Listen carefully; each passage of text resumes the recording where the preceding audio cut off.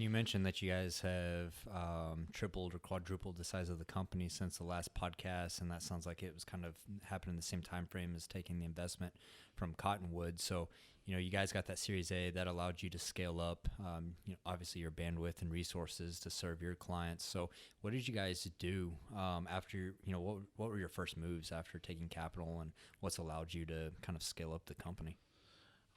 First off was like I mentioned, sort of repatriating everything back on shore.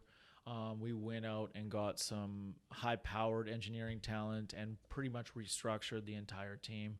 Engage is a complicated platform because we have to develop on 3 or 4 different levels. You have the web, Android, Apple. We're now moving those into one code base on the native side, but it's a pretty big undertaking when you work the native side. And so that was our first kind of step, is let's step back. Let's make sure that the application is ready to scale, and that everything from security and setup is a beauty.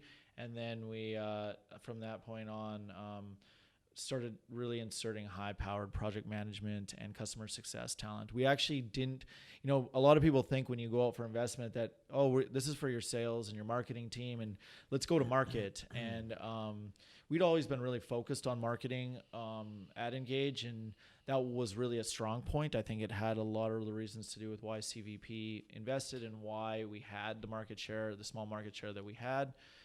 So for us, it was more about supporting the supporting cast.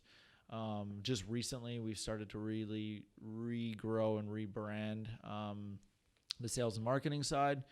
But it was really early on just about, how do we support this multinational? How do we take this international even with a client, right? And what team do we have to put in place to make that happen? So, for those of you who think that you're going out and getting dollars for your sales team, that's just not the case. You're going to buy a whole bunch of people that nobody's ever going to know. Yeah. And that's the backbone and the success of the company is built on your engineers and your product team. And that's what we went out and did really early on after investment.